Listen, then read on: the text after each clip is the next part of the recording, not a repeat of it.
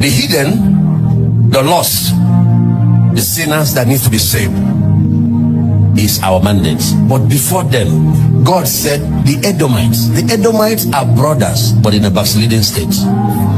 Edom are the descendants of Esau. Esau was born under the covenant, the same Abrahamic covenant. But he went after porridge and sold away his birthright. There are brothers and sisters that sold away for the porridge and the offers of this world. Some for the lust of the flesh, some for greed and covetousness, pursuing money. Yeah, the lust of the eyes. Some for the pride of life, is power.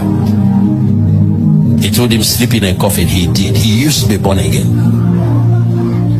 Sleep with a man, woman. He did. He used to be born again, but because he wants to be governor, he wants to be senator. Some for some other things. There are even ministers that sold off. They are not going to the enemy to ask the enemy for power. Can you imagine? That's how low standards are falling. God said, I will rebuild the tabernacle of David that is falling down. When I do, it will now overflow to the society. So revival happens in the church. Great awakening happens in society. Revival has a goal. God is after the nations, he's after souls, but he needs to wake up his sleeping giant, his sleeping church first. He needs to restore the standards that are in a mess. Then the residue of men will seek after the Lord, starting with our backsliding brothers and sisters. In revival time, the backsliders come back to Christ. You see how young men are returning to idolatry all over Southeast. Yeah, you are raised to redirect them.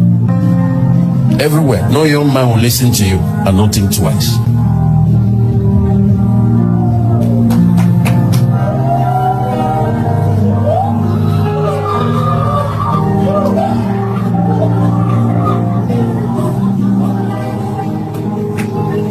One of the greatest tragedy of the backsliding church, you heard him say, we failed the next generation.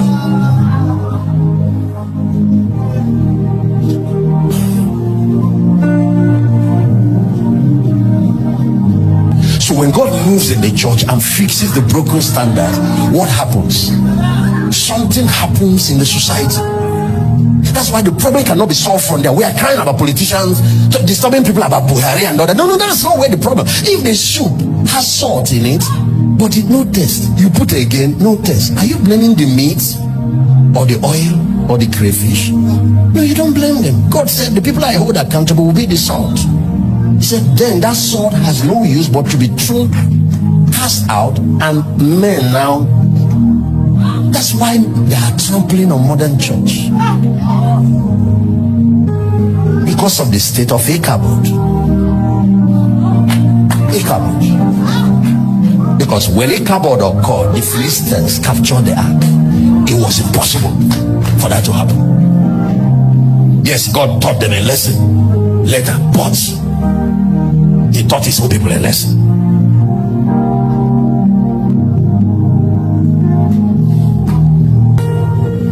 So normally you have seed, time, and harvest. But now, the man that is sowing has overtaken the one that is reaping, because the man is reaping the last harvest. But now the new seed has caught up with the last harvest.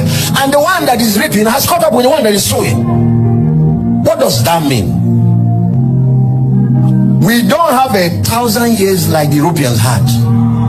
We don't have hundreds of years like the Americans have. It's a weak work that God said he's going to do, and he's going to cut it short in righteousness. Because of that, the speed of the move of God this time, and what took them thousands of years to accomplish, over 1 billion souls to be coming into the kingdom within years. God needs a new army to go and harness the harvest, and he's ready to give them whatever it takes.